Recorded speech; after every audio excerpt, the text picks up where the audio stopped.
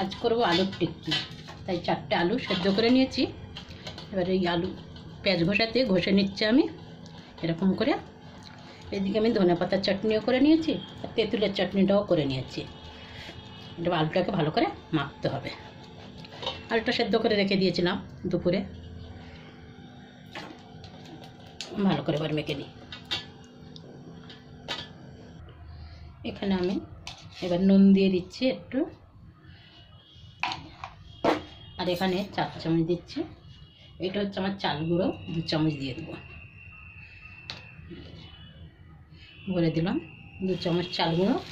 এখানে দেবো 4 চামচ ময়দা। এটাকে খুব ভালো করে এবার মাখতে হবে আমার হাত দিয়ে ডলে ডলে।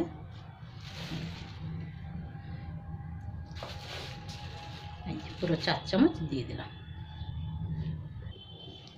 এখানে আমার আলুটা ভালো করে মাখা হয়ে গেছে। এবার আমি এটাতে ছোলার ডালের পুর ভরবো। পুরটা আমার রেডি হয়ে গেছে, কিন্তু আমার ক্যামেরাম্যান সমানে খেয়ে যাচ্ছে। এবার একটা করে লিচি আমি কেটে নিচ্ছি।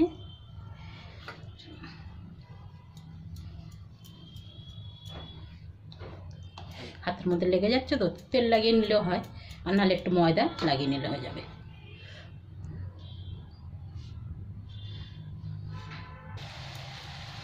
এদিকে আমার আলুর টিক্কিগুলো পুর ভরে ভরে ভাজতে শুরু করে দিয়েছি। তেলটা অনেক গরম হয়ে গেছিলো তো, তাই দিয়ে দিলাম ফটাফট। কিন্তু একটাও ফাটছে না, খুব সুন্দর মাখাও হয়েছে আলুটা, আর পুরটা তো হয়েছে খুবই ভালো। এবার এইগুলো আলুর টিক্কিগুলো আমার ভাজা হয়ে গেছে। এবার আমি চাটনি দিয়ে সেভ করবো। দেখো এখানে এবার আমি চাটনি দিয়ে দিচ্ছি। এটা তেঁতুলের চাটনি, টক মিষ্টি। তারপর দেবো ধনেপাতার চাটনি।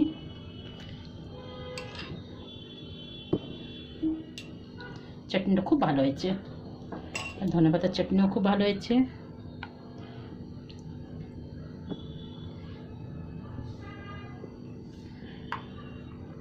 এবার দিচ্ছি দই।